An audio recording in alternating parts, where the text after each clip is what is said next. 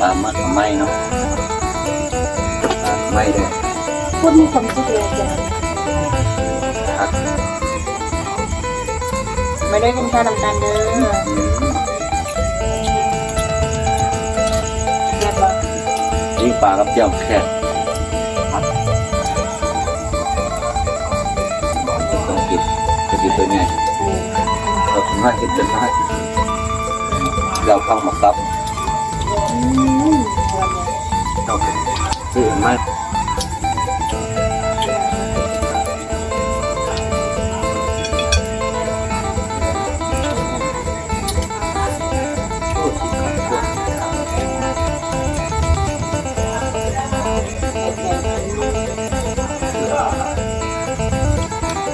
เยี่ยมแค่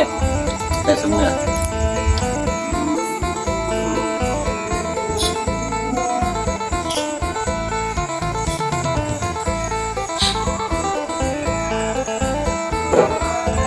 ยอดเลย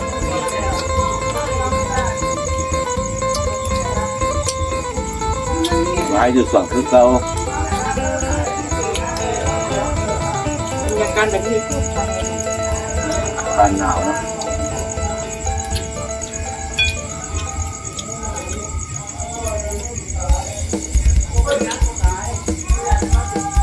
ฝนก็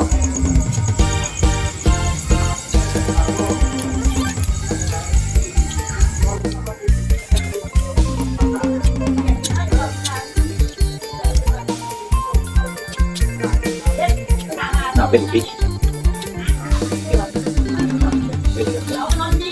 เอาเปรี้ยวเลยนะ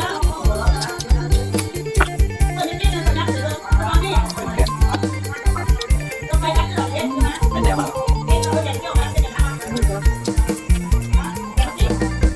ก่อนวัน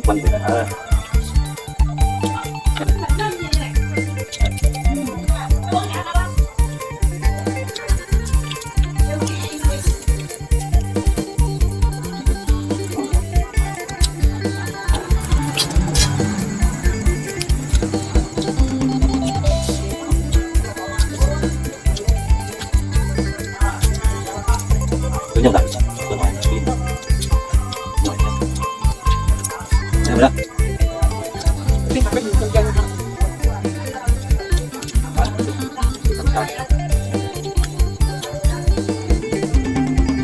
แค่บรรยากาศครับ